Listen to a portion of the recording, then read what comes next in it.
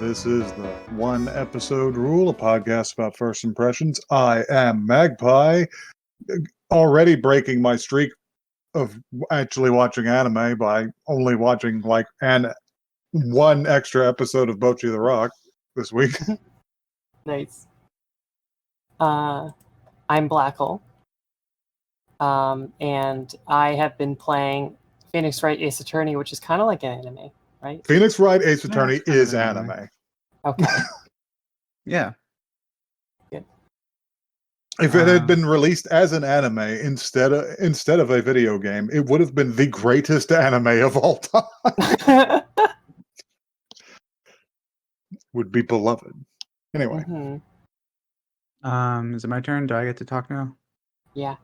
Hi, I'm Louie, and I'm going to filibuster for the rest of the podcast. Okay. Filibuster us. I already have run out of content to talk about. See you next week. Bye. Filibuster. I haven't watched anything this week. I'm a bad anime person. I should be in my anime corner, feeling anime shame. My anime corner. Area. Yeah. By the makers of my anime list. My anime terror hole. And JoJo cannot join us today because of the internet. Yeah. Or the lack thereof.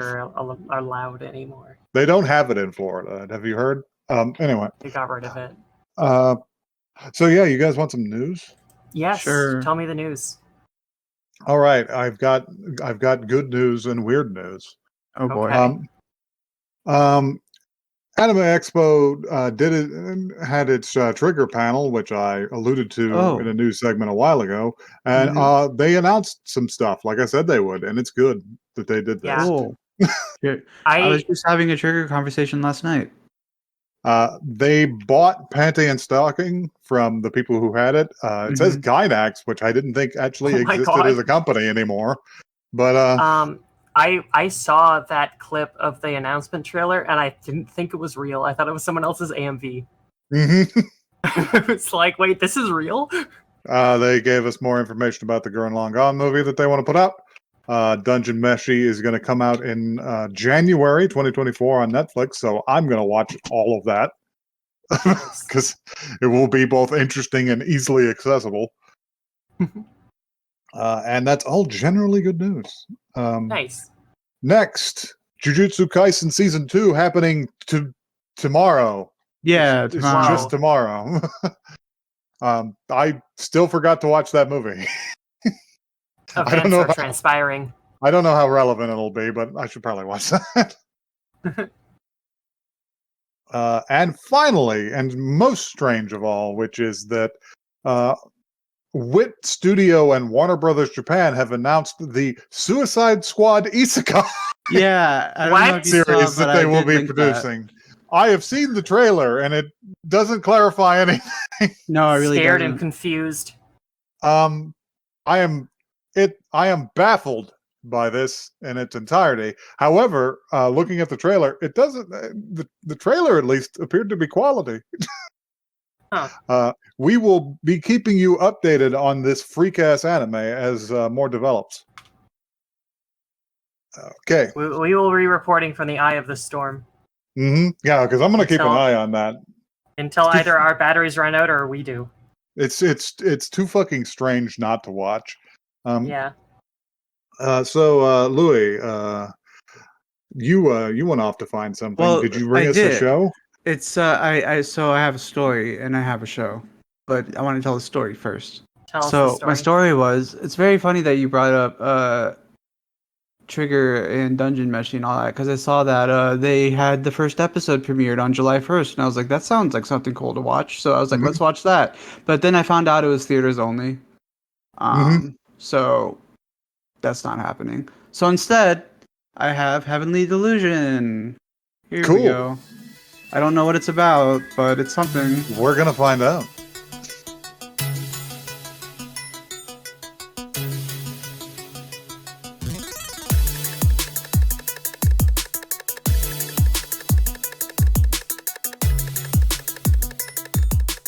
You know, sometimes just having the toilet is better.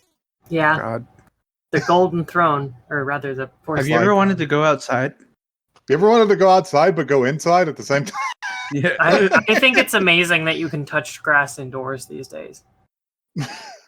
So yeah, I call upon Blackle to read this blurb I'm posting. All right.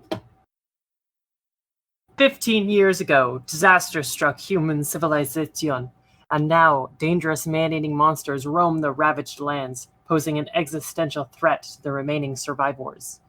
Amid this turmoil, an isolated facility shelters children and nurtures them in peace. However, a few among them find out about the world beyond the narrow periphery of their nursery walls. Curiosity about slowly grows. Meanwhile, in the outside world, young survivors Maru and Kuriko band together to search for a special place called a Heaven, each for their own special reasons. Carrying past burdens and tragic secrets, the two hope to find answers to the cruelty they have experienced in their lives and in the world, which still remains in tatters. Yeah, I'm still looking for an explanation. So yeah, we got like kind of old school science fiction apocalypse vibes going here. Yeah. This reminds me specifically of a movie from the 70s called A Boy and His Dog, which, if you choose to watch it, I will warn you, is one of the weirdest fucking films I've ever seen.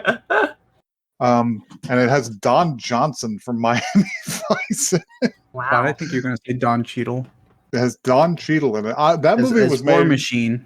That movie was made when Don Cheadle was a small child. So Don Cheadle was a Don child. Yes.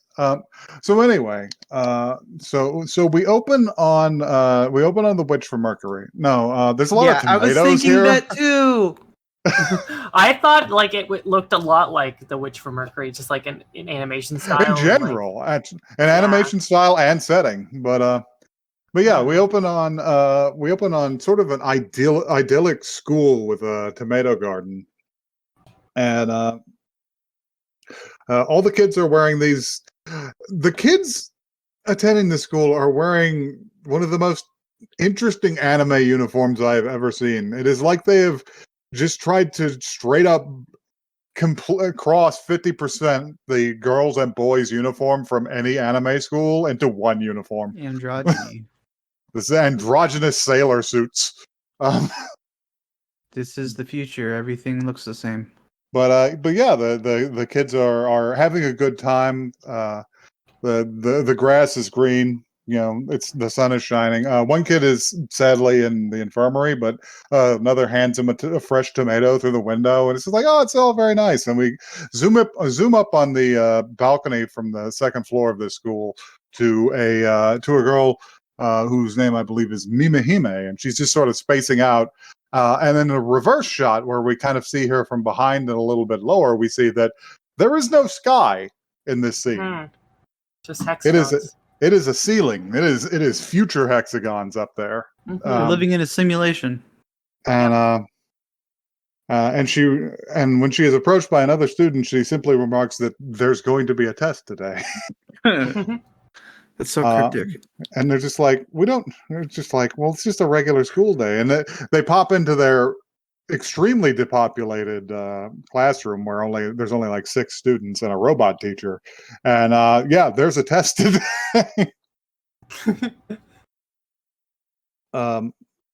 In fact, the robot teacher sends it directly to their little learning tablets and tells them to begin. It's only a 10-question test. And while they are doing it, another student whose name I simply cannot find, Tokyo. It's Tokyo. Their tablet glitches out, and they're just like, "Oh, that's strange." And when they scroll down, they see a question has been replaced with, "Do you want to go outside of the outside?" Which is such a wild turn of phrase. It's just like, huh, that's strange. And then we're gonna cut to our second set of characters, because that's how it's gonna be for this first episode. Mm-hmm.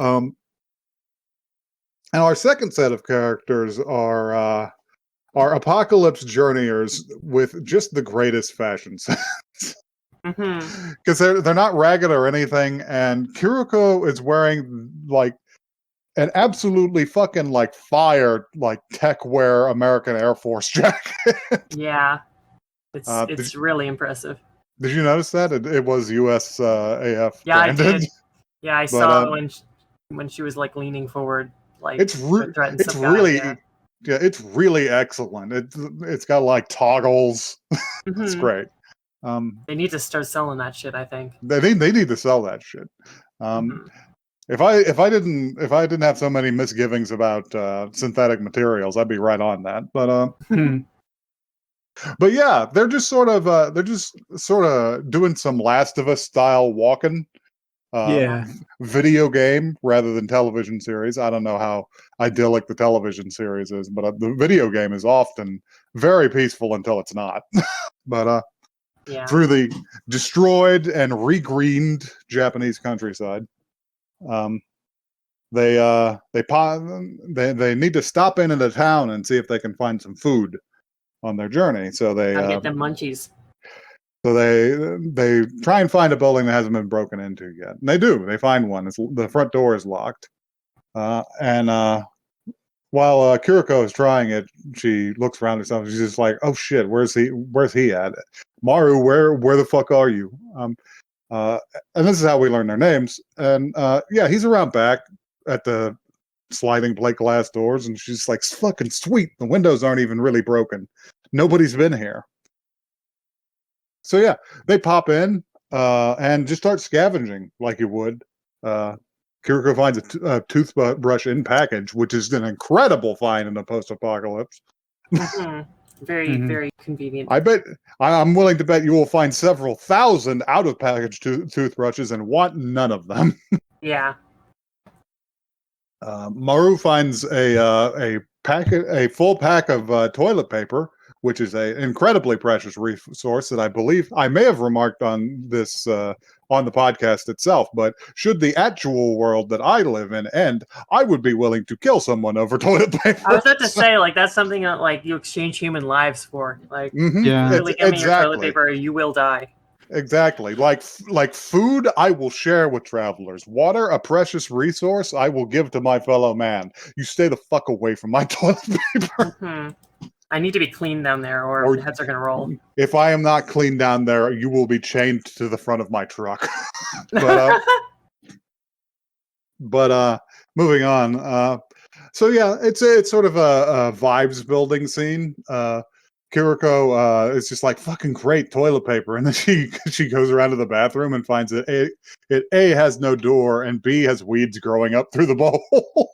Yeah. And she's just like, you know what? Just having a toilet is a luxury. Yeah, even if it doesn't work, it's still useful. And Maru does walk by, and she's like, "Geez, don't look." And he's like, "Close the door." And she's like, "There isn't a door." Yeah. I chuckled at that. Yeah. Their interaction is really like natural and pretty charming.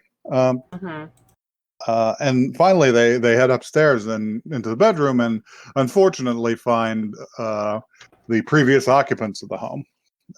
Oh yeah. And entwined on the bed. And, I don't know why I said, "Oh," like it's a surprise for me.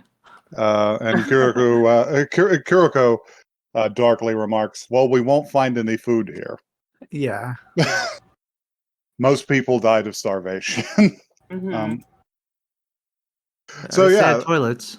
Our next scene is they've broken into some asshole's condo to scavenge, and she is cooking on the balcony because she has broken open their canned food. Yeah, because they couldn't find any other food. And is supplementing it with some local wildlife, which turns out to be a poor idea and kind of spoils the entire dish. Just sad. Do we move back to the school at this point? I think we do for a little bit. So, yeah. A little bit. Now we miss JoJo, the only other person who's paying attention to the timeline. But yeah, the two students from earlier, Mimihime and Tokyo, are hanging around, and they're it's after class, so they're just taking a stroll through the grounds, and they come up to the outer wall, and Mimi says, it's just like, have you ever wanted to go out to find out what's outside? And Tokyo just like pats the wall. It's just like, outside of this, There's there's a like wall? nothing, right? There's no There's something outside. outside the wall? That doesn't make any sense to me. Mimi says, well, I think there is, and I've been starting to be able to imagine it more often. And while this conversation is going on, we do cut to another scene of Tokyo like in their bunk at night, thinking about the question from the test. It's just like, and whenever I think about it, I see two faces come to help me find out what's outside, and one of them looks just like yours. And I should mention that I think it's Tokyo and Maru look pretty similar. Mm-hmm. But anyway, we got to cut back to the Apocalypse kids because they're planning the next leg of their journey. They need to. They don't have enough information, so they need to find a town, a gathering place of people to figure out where the next leg of their journey will take them. They're I don't know if it's mentioned, but they're looking for a place called Heaven. Mm-hmm.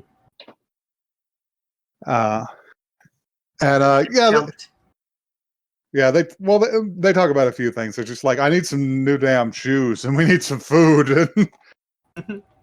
And they get jumped. They're walking down a narrow street with a cyclone fence on one side and a bunch of shops on the other, and some old guys roll up on. They look like rejected members of the band Gorillas. What is it with? I don't know what it is with like anime pathetic thug coated people having buck teeth, but they got some buck teeth on these old men. And they got pipes and knives, and they're just like holy shit, it's a woman. A woman. Just when I thought there was no hope to be found. It's like, why don't you put down your bags and we'll take you to heaven? Kiriko and Maru just like, oh shit, okay. And they do put their bags in, and the guy's just like, oh shit, you really want to come with her, girlie? And she pulls a gun on them. And he's just like, now be careful with that. We don't have that many bullets. Yeah. And the old guys are just like, ah, shit. It's like our lives are worth less than bullets, huh? These kids are from the fucking apocalypse generation. They don't know any better. Who knows what the fuck they'll do? Let me get the fuck out of here.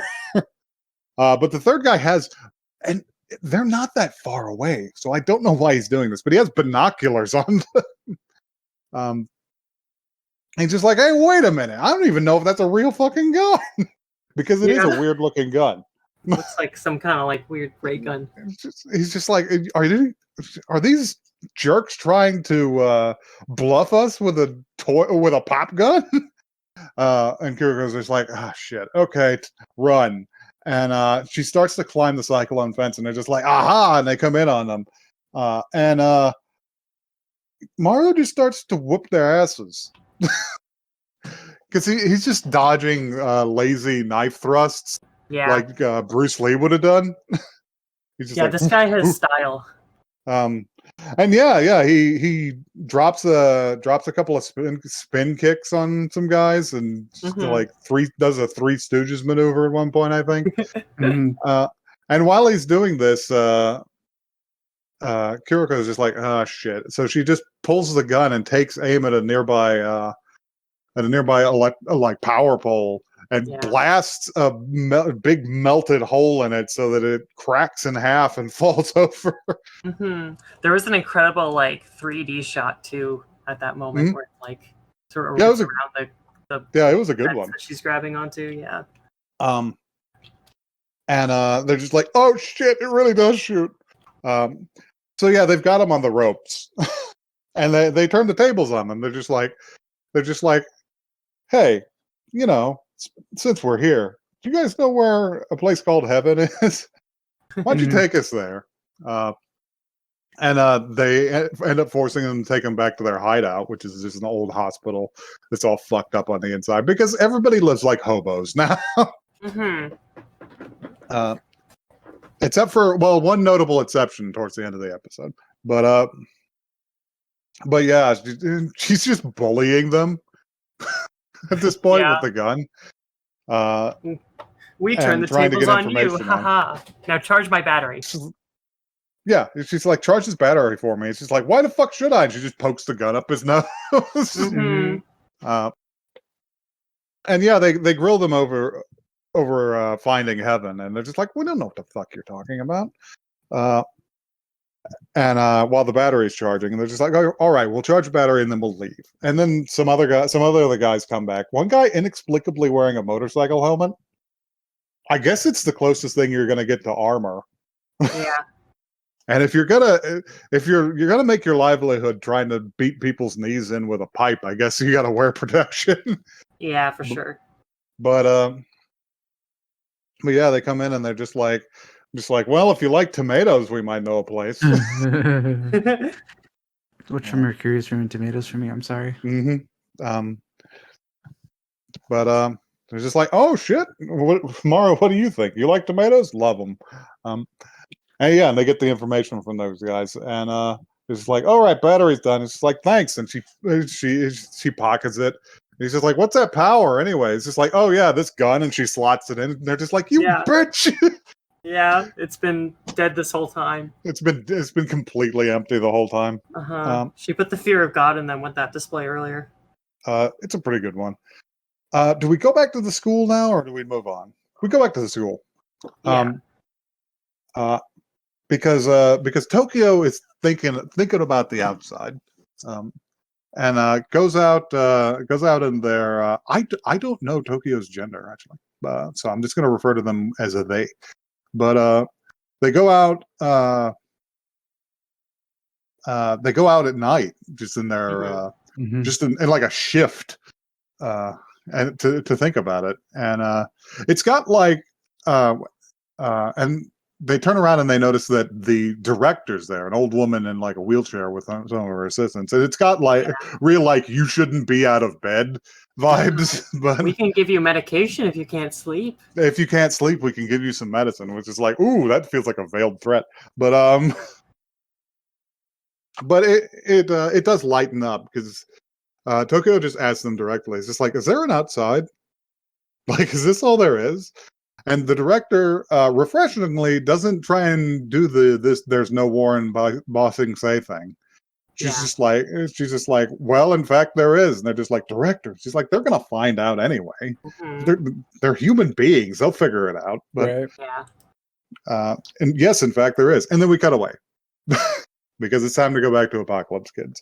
They're in the countryside on a long walk to presumably the next city. And Kiriko wants to lie down and give up because she's just like, we've been walking over mountains and there's no food and no stores.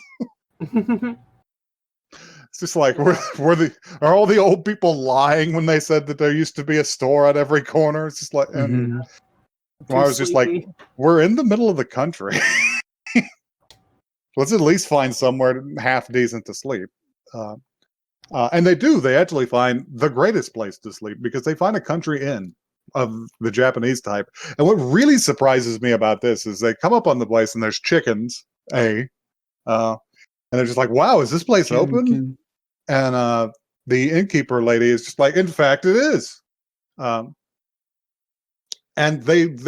she actually rings them up for like real money. Which is hilarious in an apocalypse fiction situation.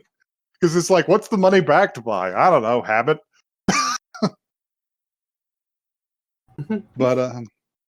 But yeah, she rings them up and she's just like, really, for that cheap? And Kiriko gives her some AA batteries just because she feels like it was too cheap. She's like, wow, you can't even get these anymore. Nice. But yeah, they start to settle down at this nice Japanese country inn, and they what is it? Maru goes and just jumps in the hot spring, and Kiriko's getting undressed to go bathe herself. And she sees herself in a mirror, and she's torn to pieces, actually, when she's out of her clothes. She's got big, like, Vash the Stampede scars on some of her. Mhm. And weirdly, is, like, entranced with her own reflection in the broken mirror. Yeah. Yeah. And, like, almost goes in for a kiss until the innkeeper, like, slams the door open, and she's like, "Oh shit! There was a big crack in your mirror. I was just looking at that." People She's should be like- allowed to kiss their own reflection in the mirror. People should be allowed to kiss their own reflection in the mirror, but God help you if you're seen doing it. Yeah. Yeah. Do but, not perceive me. Go ahead, Narcissus. But yeah, she's just like, yeah, the shower doesn't work, but you'll have plenty of hot water. Also, there's a bunch of bottles out there, but just use what you need. The one that foams up is the shampoo. And she's like, what? And then it cuts to a scene out there of her just standing naked in front of the Extremely large springs. variety of like. It's like 4 girls' showers worth of product, and she's just like, "What the fuck is any of this? What is this?" Oh yeah, I don't know why I didn't mention it, but while they were walking, they did have a funny interaction where Mara was just like, "Aren't we about the same age?" And he's just like, "Well, aren't you 15?" It's like, "Yeah." Well, I'm 18 or 20, and he's just like, "What's with the 2-year gap?" And he's just like, "I'm not very good with numbers." That was good characterization. So yeah, they do that. They get all washed up, and then they're sitting in sort of the living room while the innkeeper is preparing some food, and they're just talking about, like, the local situation. And Mo's drying her hair out with the little electricity they have before it gets dark, because there's no preserve batteries. Yeah. And the innkeeper's just like, now there's a monster around, so don't go wandering around after dark. And they're just like, oh shit, a monster? It's just like, is it what did they call it? I can't remember what they called don't it. remember. But they had a Man-eating name. monster or something like A that. man-eater or something, and they're just like, well, different people have different names for it. It's just like, well, we can kill it. Like, I've got my Kiriko beam, and he stops her. She's like, Kiriko beam? Name that after yourself. Well, just because it's your beam. Yeah. And while they do this, the innkeeper is acting, like, strangely, and she, like, leaves for a second and knocks on a door while the soup boils over. But and then we have a scene where they're going to eat, because she's just like, I made some stew with, like, boar meat. Would you like some? They're like, oh shit, can we have some? And they sit there and eat it. It's apparently quite good. And she hits him with a great assumption, because she leads up to it so much, and she's just like, listen, this isn't my rule or anything, or my opinion. But, and I know it's a different world now. I know it's a different world now, and you grew up like this. But you both use chopsticks really well, and seem to speak well, and seem well educated. So you should just know that that close relatives breeding can be really dangerous.